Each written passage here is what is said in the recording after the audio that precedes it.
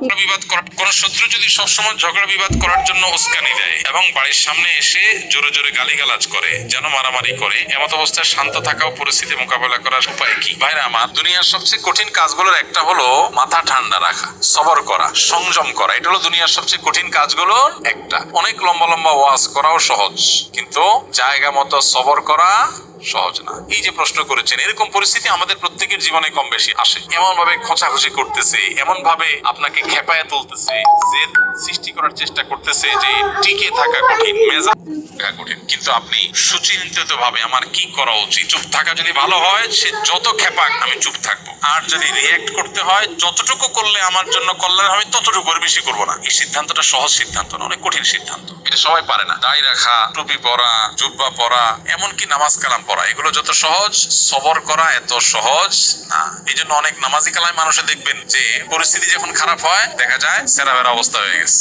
মুখ খারাপ করে গালিগালাজ করে চেতে মেতে অবস্থা খারাপ হয়ে গেছে। এই জন্য সংযম বা আত্মনিয়ন্ত্রণ এটা খুব কঠিন একটা কাজ। ইসলাম আমাদেরকে বারবার এই জিনিসটা শিখিয়েছে। আমাদেরকে নিজেদেরকে কি করতে হবে? নিজেকে কন্ট্রোল করা শিখতে হবে। যেখানে যতটুকু দরকার ততটুকু ডোজ দিব, বেশি দিয়া এরপরে বলবো সরি, এটা করা উচিত না। এই জন্য কেউ যদি আপনাকে ঝগড়া বিবাদ করে, গায়ে পড়ে আপনাকে খেপানোর চেষ্টা করে, আপনি নিজেকে ঠান্ডা রাখবেন। আপনার জন্য একটা সান্ত্বনার হাদিস আছে, কিভাবে ঠান্ডা রাখবেন ওই হাদিসটার কথা মনে রাখবেন। এবং মাঝে মধ্যে হাদিস লিখে বাসা বাড়িতে বিভিন্ন জায়গায় লাগিয়ে রাখতে পারেন, মোবাইল স্ক্রিনে, কম্পিউটার স্ক্রিনে এটা ভাসিয়ে রাখতে পারেন, যাতে করে আপনার মোটিভেশন হয়। আবু দাউদে বর্ণিত একটা হাদিস নবী করিম সাল্লাল্লাহু আলাইহি ওয়াসাল্লাম থেকে বর্ণিত হয়েছে, তিনি বলেছেন, আনা যাইমুন বিবাইতিন ফি রাবাদিল জান্নাতি লিমান তারাকাল মিরা ওয়া ইন কানা মুহিক্কা। অর্থাৎ নবীজি বলেছেন, আমি জান্নাতের মধ্যে একটি প্রাসাদ পাইয়ে দেওয়ার। জান্নাতে প্রাসাদের মালিক হওয়া মানে কিন্তু দুনিয়ার মতো কোন ফ্ল্যাট প্লট বা বাড়ির মালিক হওয়ার মতো না। দুনিয়াতে মানুষ মালিক হয় কতদিনের জন্য? আপনি একেবারে দুবাইয়ের পামজমারেতে ফ্ল্যাট কিনলেন, আপনি নিউ ইয়র্কে ফ্ল্যাট কিনলেন, অস্ট্রেলিয়ার সিডনিতে ফ্ল্যাট কিনলেন,